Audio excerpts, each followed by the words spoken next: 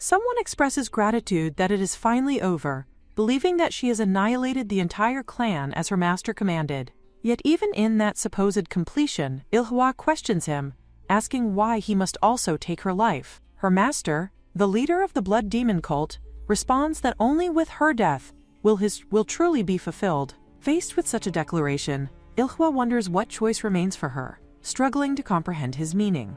The blood demon finds it almost laughable that his disciple still fails to understand. He reveals that she is the last Namgung left in this world. If she were to look closely at those who have fallen at her feet, she would realize that among them lies her own father, the man who abandoned his position as head of the clan to wander as a bounty hunter in search of her.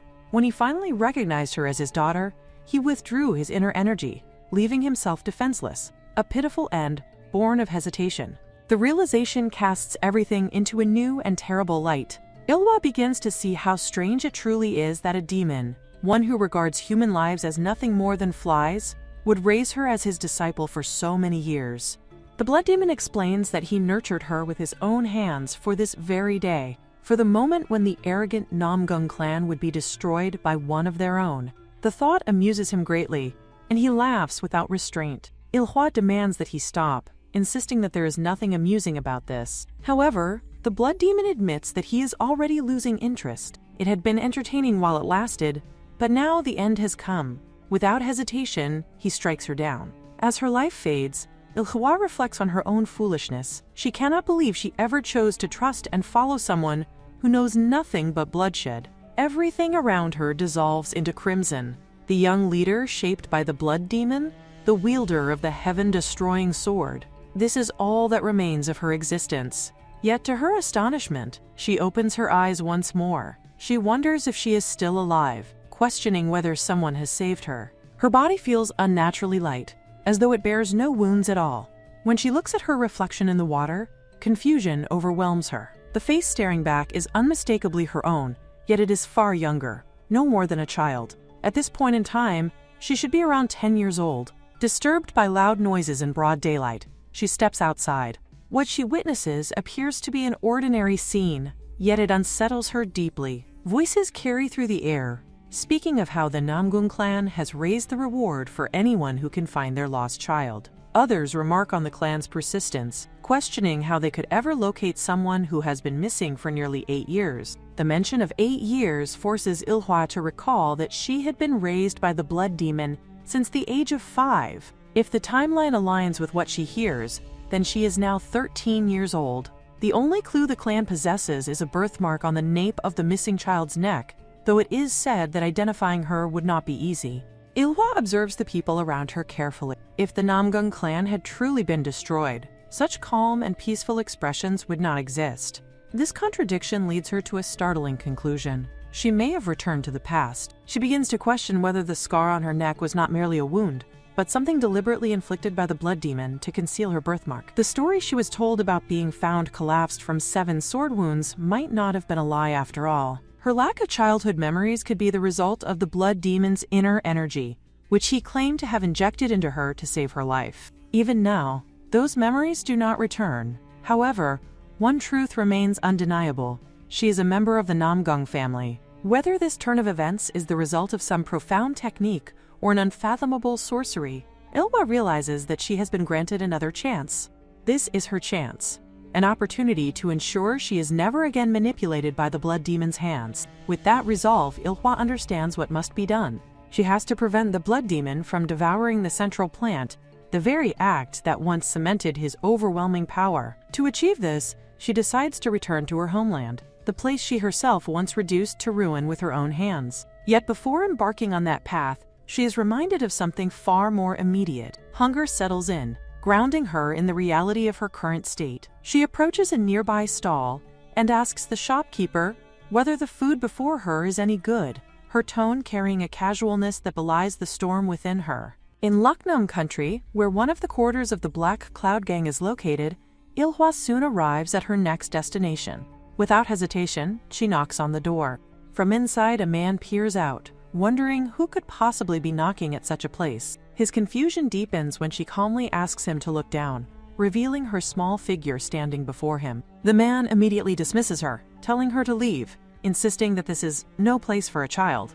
However, Ilhwa remains unmoved. She insists that she has an appointment with the gang leader. Her words strike him as absurd, and he cannot help but think that this brat must have a death wish. To him, the gang leader is not someone one can meet on a whim, especially not a child who dares to speak so boldly. Before he can continue, Ilhwa pushes forward. With a single motion, she breaks through the door, the force of it leaving the man utterly stunned. She briefly notes to herself that this must be the extent of strength she can currently exert with her younger body. Even so, it is more than enough to make her point. As she steps inside, a sense of familiarity washes over her.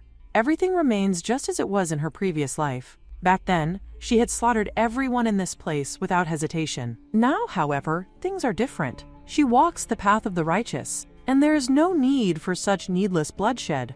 The man, still reeling from shock, attempts to speak, but Ilhwa cuts him off. With a flick of her hand, she throws a stick in his direction, her actions sharp and commanding. She makes it clear that when she speaks, she expects to be understood. He is to inform the gang leader that the young tower master of the Fire Crow Tower has arrived. She has come to collect the item that was promised. Her gaze sharpens as she demands to know the whereabouts of the Great Recovery Pill. Though she now intends to walk the righteous path, she recognizes the contradiction in her action. Before anything else, she must take that pill, steal it if necessary, in order to purge the wicked energy that still lingers within her. The martial arts of the blood cult are achieved through the theft and absorption of blood infused with vital energy. It is only natural that the inner energy of someone who has practiced such forbidden arts becomes corrupted. Because of this, she cannot turn to the Namgung clan. With such tainted inner energy, far from being accepted as a member, she would be fortunate if she were not executed on the spot. What she needs is the Great Recovery Pill, the miraculous medicine that Shaolin has been secretly trading to Huashan. With the Great Recovery Pill, she will be able to expel the corrupted blood energy within her. In her previous life, she had already offered the Great Recovery Pill to the Bloody Moon, so obtaining it again will not be difficult. She simply intends to steal it, as she once did.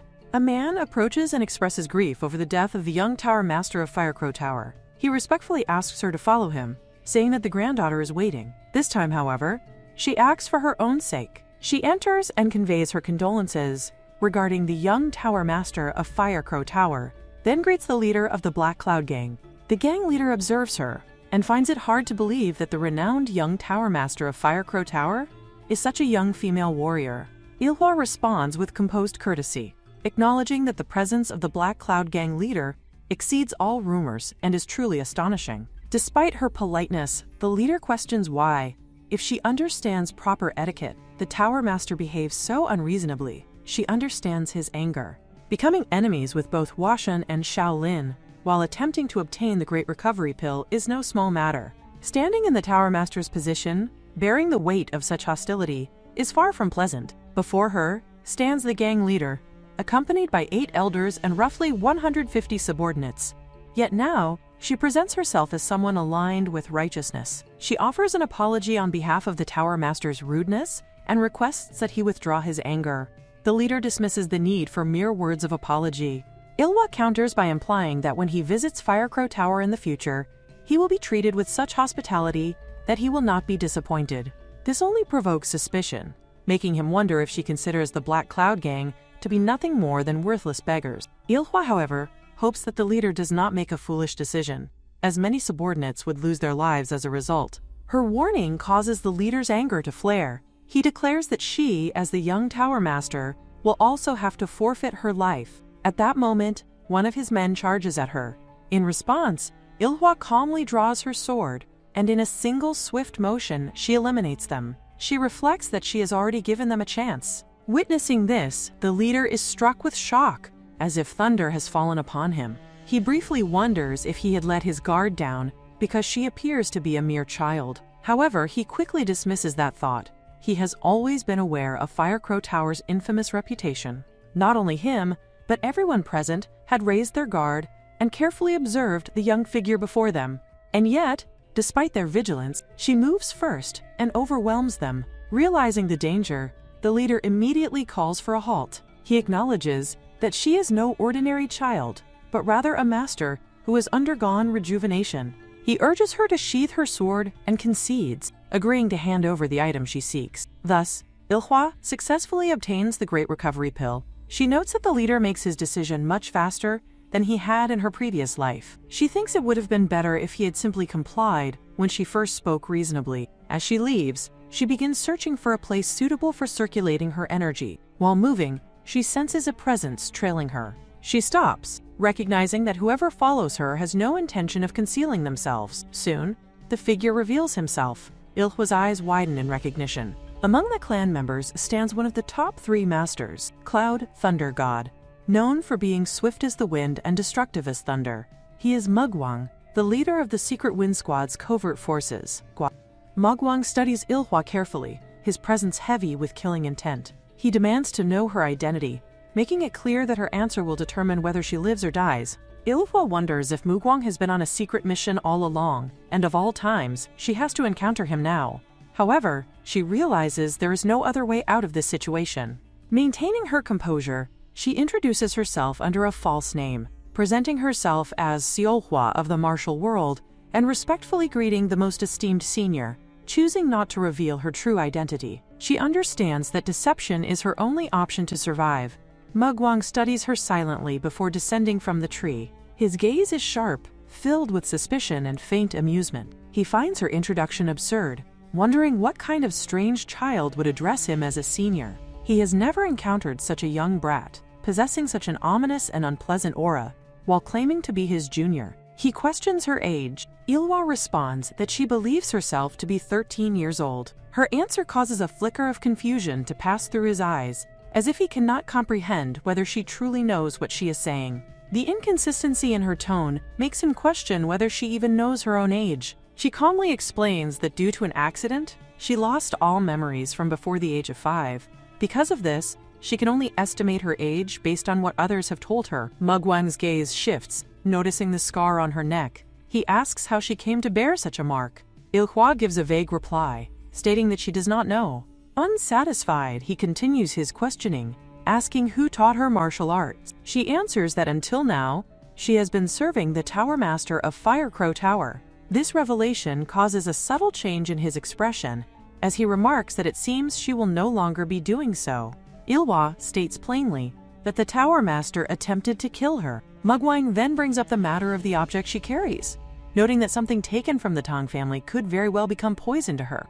Despite the warning, Ilhwa insists that even if it is dangerous, she needs it in order to expel her corrupted inner energy. This answer piques his curiosity. He begins to question why she would want to rid herself of her own power. Ilhwa explains that if she were to return with such tainted energy, her family would not accept her. Mugwang then asks whether she even knows where her hometown is. Ilhwa replies that according to faint, fragmented memories that occasionally surface, it is located in Hefei, within Anhui province. At this, something shifts in Mugwang's expression. Of all the places she could be heading toward, that location happens to be where the main house of the Namgung clan resides. He thinks for a while before concluding that it is good. He will personally help her. After all, does she not need a protector while she circulates her energy and meditates to successfully reform herself? He decides that he will serve as that protector. It is, after all, what he was made for. Yet she is fully aware of his reasoning. She knows he intends to stay close so he can observe her as much as possible, suspecting that she might be the lost child. The thought alone makes her feel that the situation is rather bothersome. The scene shifts abruptly to a tense confrontation. A man places a sword against the gang leader's neck, prompting the latter to shout in anger, questioning why this is happening when it was not part of their agreement. The masked man calmly inquires where the item was stolen from, which only agitates the gang leader further. He protests that it was not stolen at all, insisting that it has not even been an hour since the young Tower Master of Firecrow Tower handed over the item. At this, the masked man asks for a description of the young Tower Master's appearance. The gang leader replies that it was a girl, seemingly around 10 years old. This revelation causes the masked man to glance at his companion, quietly suggesting that they should leave at once. After their departure, the gang leader recalls the words of the young Tower Master. She had instructed that once she left, he should order his subordinates to evacuate and flee as far away as possible. Firecrow Tower assassins, she had warned, would soon descend upon this place. The gang leader finds himself puzzled, wondering why assassins would attack when the item had already been handed over. Yet she had clarified that she was no longer affiliated with Firecrow Tower. Before long, they would come to subjugate the Black Cloud Gang, and afterward, Firecrow Tower would approach him under the guise of offering assistance with recruitment. In truth, their intent would be to kill him and assess the strength of the Black Cloud Gang. She had urged him not to be deceived by them. With that, she handed him a paper, explaining that it was meant for 7 days later, and that he must act according to what was written on it. It was, she claimed, the only way to protect the Black Cloud Gang from Huashan and Shaolin. Left alone with these thoughts, the gang leader cannot help but marvel at how frightening the child is, wondering just how many steps ahead she is capable of seeing. The scene then cuts to Mugwang, who shows Ilhwa the location he has found. The area is hidden, with no clear paths leading to it, surrounded by dense vegetation that makes it difficult to discover. It is, in every sense, the perfect place.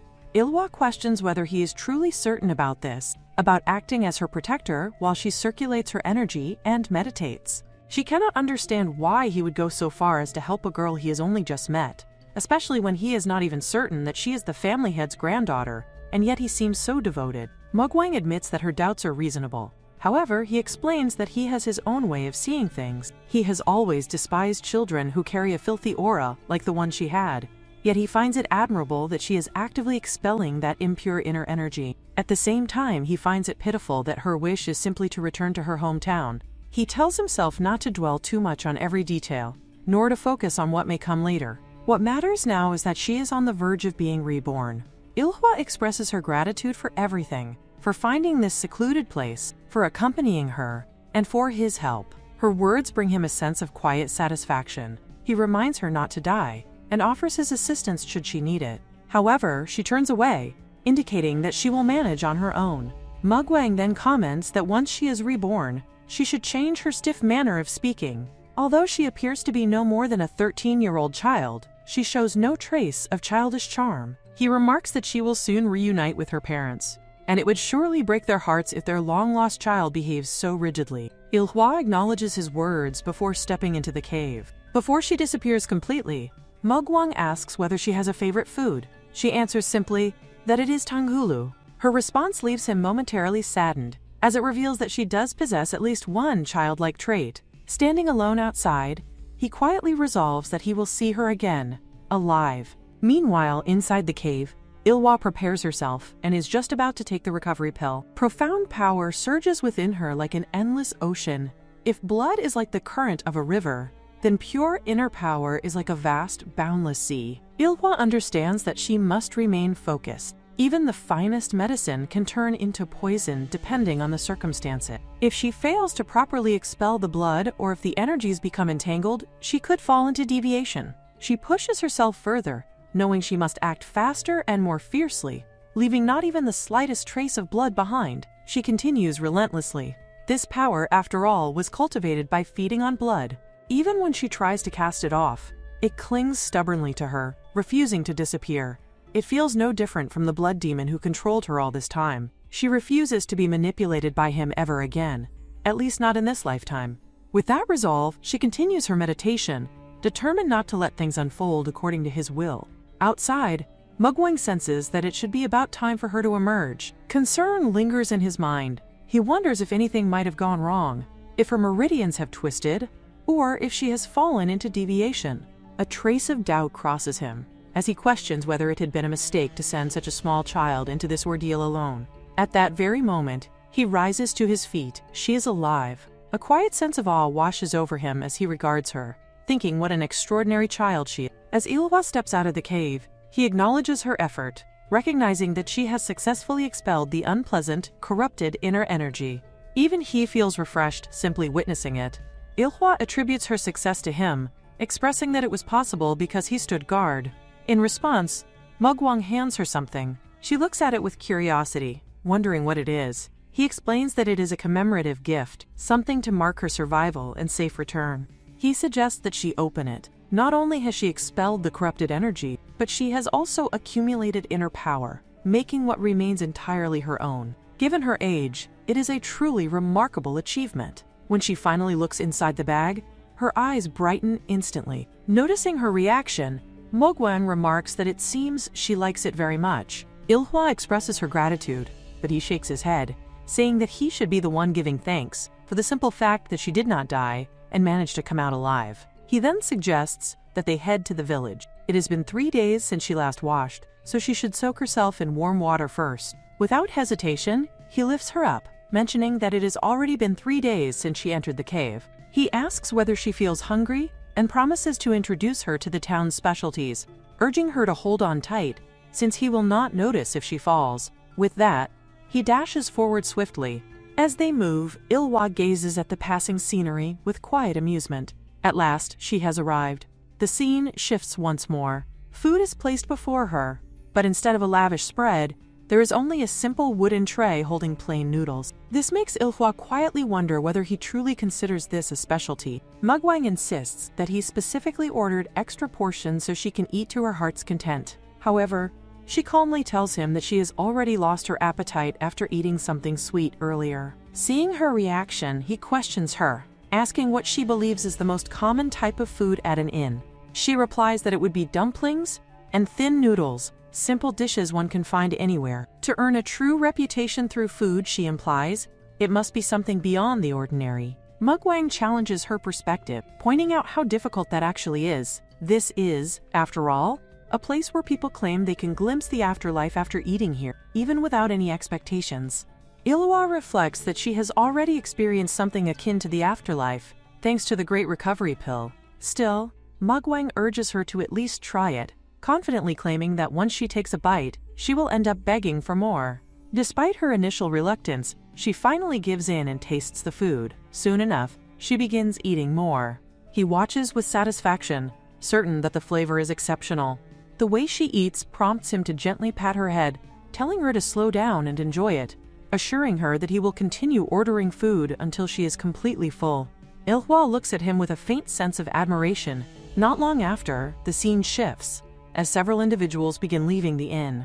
Mugwang's attention sharpens as he observes them. He turns to one of his men and asks whether all the rats have been dealt with. The man responds affirmatively, addressing him as captain. He notes that, judging by their skills, they were no ordinary individuals, yet the insignia they bore was unfamiliar in this region. Mugwang remarks that there is much to report to the family head, suggesting that they should depart.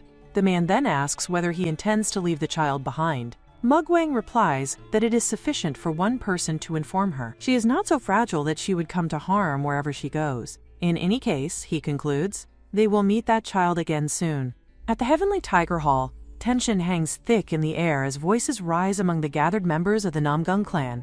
One individual loudly remarks that even after offering 300 gold ingots as a reward, 8 full years have passed without discovering even a single trace of the missing child. The statement carries a tone of frustration, questioning what difference increasing the reward could possibly make now. The speaker, identified as the third son of Namgung Qian, continues by pointing out that such an immense sum of wealth is enough to purchase an entire trading company and still leave a surplus. To him, pouring more resources into the search for a child whose survival remains uncertain seems excessive and unreasonable. His words quickly draw sharp reactions from others present in the hall.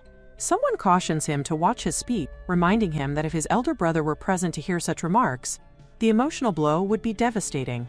The third son, however, remains firm, expressing that his elder brother's prolonged absence has placed an overwhelming burden on the shoulders of the second son, who has been left to manage all clan affairs alone. Before the situation can escalate further, a commanding voice cuts through the hall, bringing the discussion to an abrupt halt. The speaker is none other than the head of the clan, the Heavenly Dragon Sword Emperor, a figure of immense authority and one of the 10 absolute masters in the world. With calm yet imposing presence, he acknowledges that the third son's reasoning contains some truth. It has indeed been 8 years since the eldest son departed under the pretense of escort agency work, driven by his relentless determination to find his missing daughter. Because of this, the position of young clan head has remained vacant for an uncomfortably long time, leaving a noticeable void in the clan's structure. Despite acknowledging the logic, the emperor presses further, questioning whether the third son's sentiments stem from resentment toward his elder brother. The third son quickly denies harboring such feeling, insisting instead that the situation has simply reached a point where change is necessary. However, the emperor challenges him with a more personal perspective, forcing him to consider whether he would be able to utter the same words if it were his own daughter who had disappeared. Faced with this question, the third son is struck by the shallowness of his earlier reasoning and falls into silence. The emperor reprimands him, emphasizing that having the ability to speak does not grant the right to do so carelessly. While maintaining his outward composure, he internally acknowledges that the dissatisfaction expressed by the third son is not isolated. Others within the clan likely share similar sentiments, and it is highly probable that someone deliberately used the easily influenced third son as a mouthpiece to voice their hidden intentions. Recognizing the potential danger of such undercurrents, the emperor understands that this growing unrest cannot be ignored indefinitely, though the solution remains unclear. At that moment, an interruption arrives as someone announces that the child has just crossed the clan's threshold. Mugwang acknowledges the report, and the emperor immediately orders the assembly to disperse. As the hall begins to empty, Mugwang is approached with a question about whether the child has truly arrived. He confirms it, describing the newcomer as a small yet prickly figure who will soon make her appearance. Nearby, the chief steward reflects on the sudden end to the meeting, suspecting that it is also connected to the child's arrival.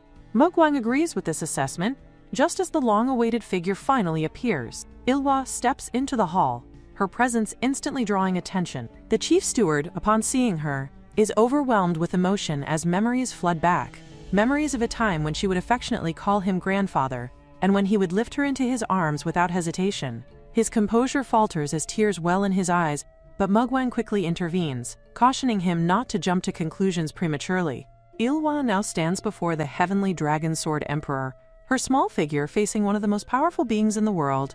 The atmosphere grows heavy with anticipation as the significance of her arrival begins to unfold. Ilhwa stands before the heavenly dragon sword emperor, her gaze steady even as she feels the overwhelming pressure emanating from him. For a brief moment, she wonders if this is what it feels like to face a dragon's claw poised right before one's eye. The sensation is suffocating, yet she reassures herself that he is not an enemy, at least not for now.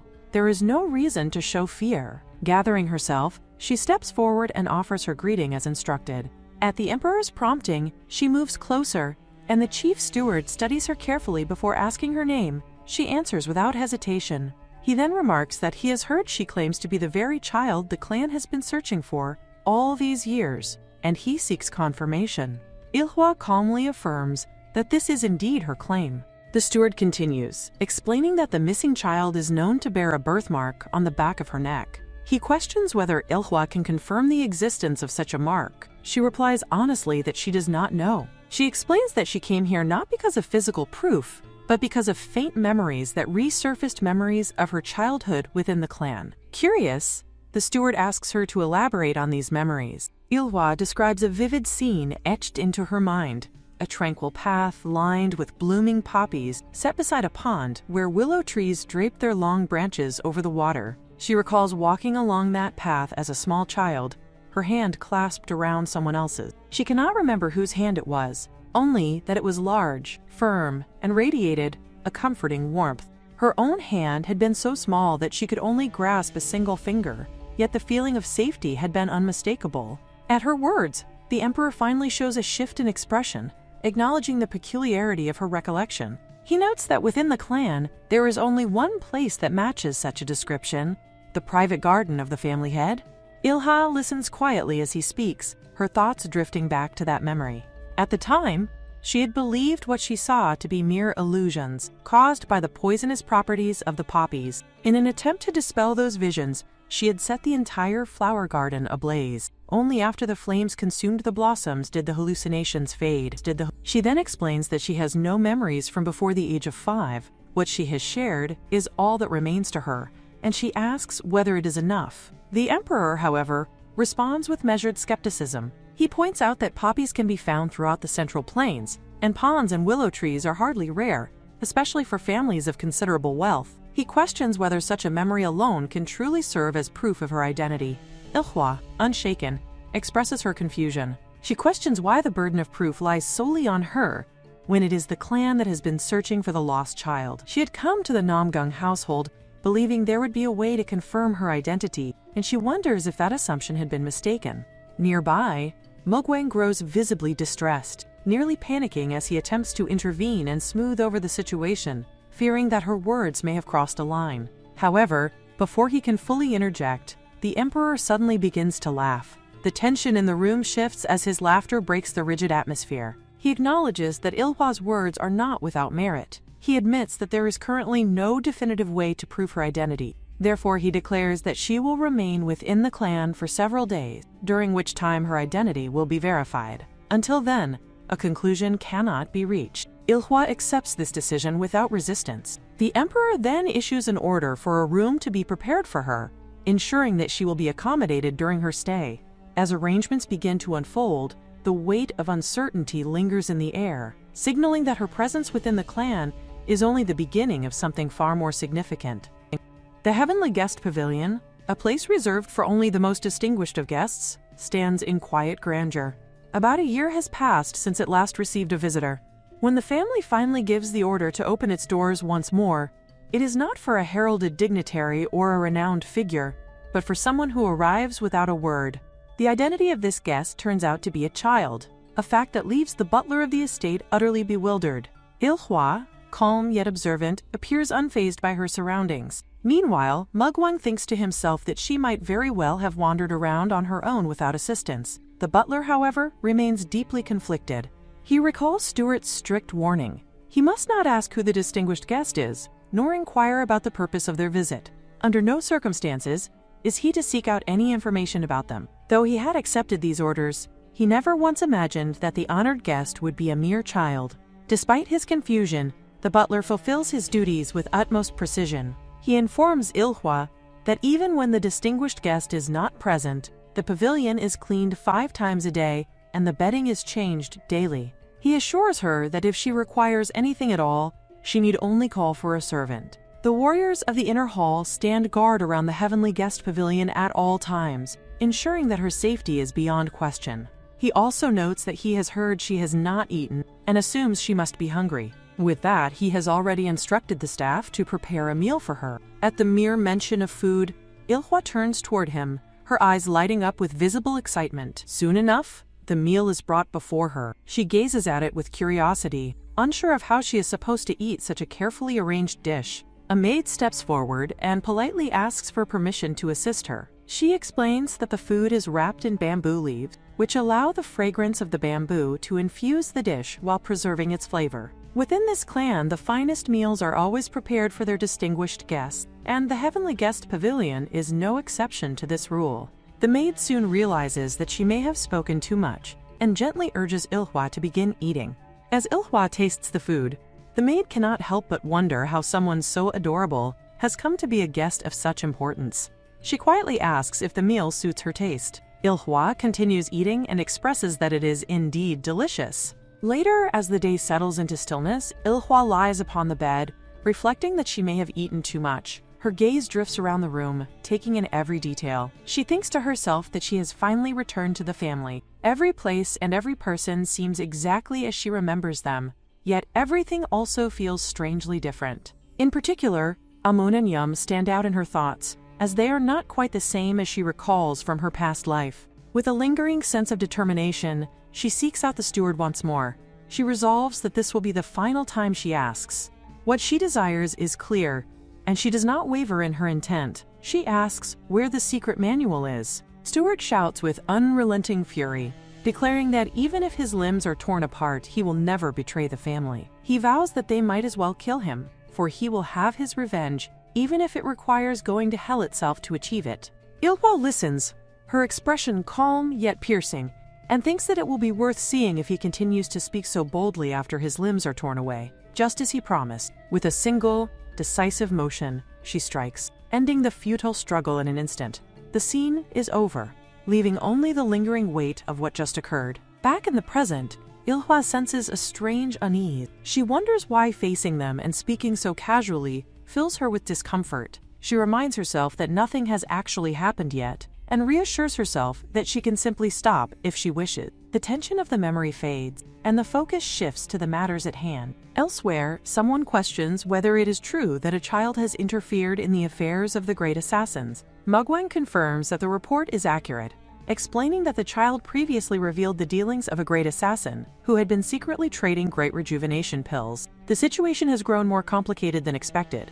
The so-called Black Cloud Gang turns out to be insignificant. a fact made obvious when Amir Kit single-handedly overturned their operation. The true issue lies in how the assassin's allies were defeated and how the Great Rejuvenation Pills were stolen. Given that the Black Cloud Gang lacks the necessary strength, another party must have been involved. A voice calls out to the family head, questioning whether he is paying attention. Stuart knows, however, that the family head has likely already deduced much from the report alone, as it touches upon the major powers controlling Shanxi and Henan. Surely, he will devise a solution. Surprisingly, the family head remarks that he has heard people say the child resembled him ever since her birth. At first, he could not understand how the palm side mark could reflect him, but seeing her now, grown yet still a child, he finally comprehends. Those present notice the family head lost in thought. Stuart quietly notes that, to be honest, she is not fully grown yet. Mugwang questions whether it is too early to confirm she is truly his granddaughter.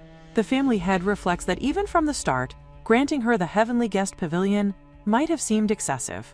But in his view, forming a lifelong bond requires little, just sharing a single cup of water. How then could he fail to recognize someone sharing his blood? Calling the pavilion excessive is incorrect. In truth, it is far from sufficient. He turns his attention to Mugwang, inquiring if he has investigated the place called the Firebird Tower. Mugwang confirms that after dealing with the persuaders, he sent subordinates to the location and expects to receive a report soon. The Emperor contemplates the possibility that the child may harbor ulterior motives. He wishes to believe in her innocence, yet a child who once led an unknown faction like the Firebird Tower could not easily be trusted. Even if she is of their bloodline, there is no certainty her heart aligns with the family. Her words about wanting to return home could be false. Yet he acknowledges that giving up the internal energy she has cultivated is no easy feat. Even he, in her position, would have struggled. Choosing the clan, sacrificing personal power, suggests a purity of intent that is difficult to doubt. Stuart wonders aloud whether the Emperor has grown attached to the child through their interactions. Mugwang scoffs, insisting there is no attachment, that it is nothing of the sort. Stuart advises the Emperor that if there is still doubt, he could directly ask the child about the Hwasan affair. The family head, following tradition, customarily treats the guest of the Heavenly Guest Pavilion to a meal. This presents the perfect opportunity to gauge her honesty. Whether he tests her or not will depend on that occasion. Mugwang attempts to mutter that the Emperor can probably just trust her. But the Emperor's attention is already fixed on the thought of sharing a meal with his granddaughter. The anticipation is unmistakable. He is truly looking forward to it. She feels this energy, and they give it as well. But its nature is different from the internal energy of the blurred arts. This pure energy circulates throughout her body, refreshing every meridian point. Her current state is only this. But compared to that energy that once surged while craving the scent of blood, this is far easier to handle. She has already reached the Hwagyong stage in her past life, so she should be able to reach it much faster in this life. She knows that she must accomplish this. As she meditates, she remains aware that she has not even formally learned the family heart technique, so she must not recklessly increase her internal energy. At the very least, the 3 people she met today in the hall would find it strange if her internal energy were to rise suddenly. No matter how impatient she becomes, she cannot break the trust she has not even earned yet. It is painful to pretend that she does not know what she had thoroughly researched in her past life. Suddenly, a maid appears outside, asking Ilhwa if there is anything she needs. Ilhwa responds by asking whether there is a training ground she can use. The maid explains that a private training ground is available inside the Cheonggekwan and offers to escort her there. Ilhwa then asks whether there are any other training grounds besides the private one. The maid replies that honored guests may freely use any of the outer halls, training grounds, and offers to escort her to the nearest one. Hearing this, Ilhwa decides that it is unnecessary for the maid to accompany her, as she will go alone. If she cannot work on her internal energy, then she has no choice but to train her external parts instead. Rather than practicing alone in a private training ground, it would be better to train among the other trainees than to merely swing her sword in isolation. Even if she happens to use the family swordsmanship, she knows she cannot simply make the excuse that she was coping, yet she comes to realize that they seem willing to let outsiders witness a portion of their training. Even if they only reveal the basic swordsmanship of the outer hall, the family is undeniably bold. She finally arrives at the place, the training ground of the Red Dragon Brigade, one of the 6 brigades. Before her, men are diligently practicing their swordsmanship. In essence, These individuals are the roots that support this family. They are the ones destined to become the foundation of the family's future strength. Their clean and spirited movements reflect countless hours of practice and discipline. However, this is not the true way of the sword. They have merely learned the movements, not the essence of the sword itself. She finds herself wondering if they have ever fought in a real battle. On an actual battlefield, they would likely die before they even had the chance to use their techniques. This thought draws a sigh from her. They still have a long way to go. For now, she decides it is best to focus on her own training. Just as she is about to pick up a sword, someone calls out to her, questioning what she thinks she is doing by trying to touch it. He makes it clear that it is not a toy meant for children. Ilhwa responds that the other children are training as well. Are they not? The boy counters that they are different from her. They are officially learning here, while she is nothing more than one of the failures from the warrior exam. He adds that she looks like a mere attendant and has no business sneaking into a place like this to learn. Taking the sword from her, he insists that she is not suited for it like the others. The sword is not something she can master simply by copying others, so she should not linger here only to get struck by wooden splinters. He tells her to hurry back to her cleaning duties. His words irritate her greatly. Ignoring him, she moves to pick up another sword, which only angers him further. As he reaches out to take it from her, she effortlessly dodges. This causes him to shout furiously, scolding her for ignoring an adult speaking to her and questioning her manners. He demands to know where the attendant in charge of her is, declaring that he will make sure they are properly dealt with. Ilhwa merely mutters that he is a nuisance. Her response only fuels his anger, and he lashes out, demanding to know what that glare is supposed to mean. Before he can continue, she swiftly leaps over him.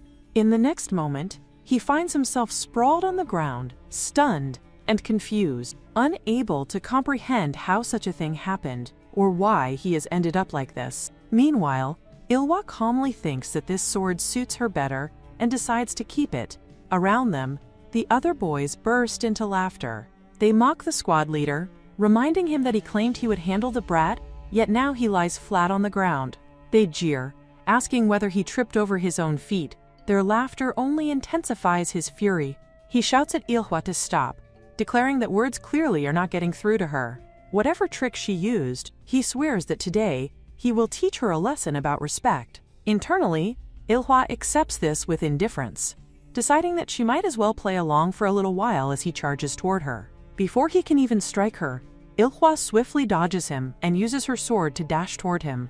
Before the man can even say or do anything, Ilhwa immediately makes him drop his sword. This takes him aback, as he falls down onto the ground. The other men also think that this makes no sense, because this is clearly a one-sided fight, and they cannot even call this a duel. Meanwhile, Ilhwa asks whether they are going to continue. She does not mind if he does, but this time he should not underestimate her, and should give it his all. The squad leader looks at the sword and says that alright, they should do this properly. She notices that finally his eyes have changed, and he has begun to instinctively gauge his opponent's martial skill. She can tell that her family is strong, but the truly strong ones are only the clan elites. Not all warriors are strong, which means that many warriors are protected under the name of this family. Without battles, they cannot help but grow complacent. Long-standing complacency dulls both the sword and the heart. Honestly, she is a bit curious. She wonders whether she can forge their hearts to be as sharp as a well-tempered sword. These people are already steeped in peace. She wonders whether she can heat them, hammer them, and make them sharp again. She also wonders whether they even have the will to change. Meanwhile, one of the men watches them fight and thinks about whether this is even possible. The leader's sword is not landing a single blow on her. The squad leader becomes increasingly frustrated. Ilhwa tells him that putting too much strength into a swing does not make it a good attack. First, he needs to figure out how well he can control his own strength. Of course, he also needs to pay attention to precision, speed, and direction. With that, she steps forward and delivers another blow before dashing toward him again. She adds that when he overexerts himself, his body stiffens. When his body stiffens, he cannot swing his sword the way he wants. She also points out one more thing. She jumps on top of him and throws him onto the ground, saying that his lower body is too weak, so his balance collapses. Once his balance collapses, he keeps falling over. The ground does not shake as long as he plants his feet firmly. She looks at him and is not sure whether he actually understands what she explained. She turns away, saying that since training here seems difficult, she will be heading back. The squad leader looks at her, wondering just what kind of person that child is. All she did was draw a great deal of attention. If she had known this would happen, she thinks that she should have just used the guest martial arts hall. She believes that she has given them enough advice, and whether they live up to the name of this family is now up to them. She then thinks that she herself is no better at controlling her arm strength. Come to think of it, ever since she returned to the past, she has not really rested. This young body of hers is still weak, so she decides that she should go back and end her training for today. Just as she is about to do so, she suddenly loses her strength and is about to fall, but someone comes forward and catches her, holding her firmly at that very moment. It is Mugwang who calls out to her, noticing that something is wrong and that she does not look well.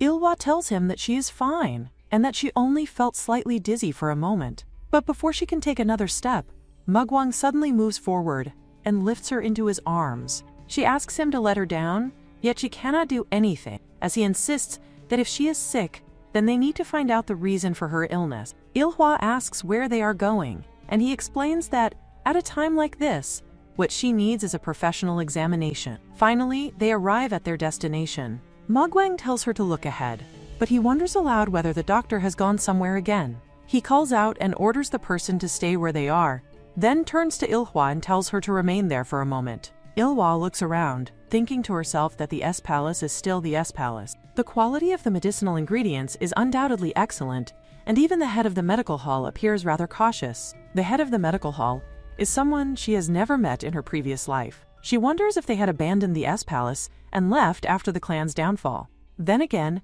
she thinks that such a decision would be understandable. Sometimes, the head of the medical hall is not from the family itself. If they are not related by blood, there is no true reason for them to remain in the South Palace. Suddenly, someone approaches and exclaims in admiration, commenting on what a cute child is present, and pointing out those wide, bright eyes. Ilhwa looks at the woman and wonders who she is, realizing that she does not recognize her face at all. The words she hears irritate her, comparing her to a small kitten. Ilhwa grits her teeth in annoyance, wondering why this troublesome woman is here. The woman before her is an assassin who once used poison and took delight in cruel killings. She is none other than the head of the medical hall of the blood sect. At that moment, Mugwang steps forward and firmly tells the woman to stop speaking nonsense and to examine the pulse. The woman casually remarks that he has come here because he believes someone is sick, yet he does not even know what the actual problem is. She then turns her attention toward Ilhwa, smiling with interest, and gently asks to see her hand. However, Ilhwa immediately smacks the woman's hand away, refusing to allow her to touch her. Mugwang turns toward Ilhwa and explains that they must check her pulse in order to determine what is wrong. Ilhwa insists that she is not sick and that there is no need for any pulse examination.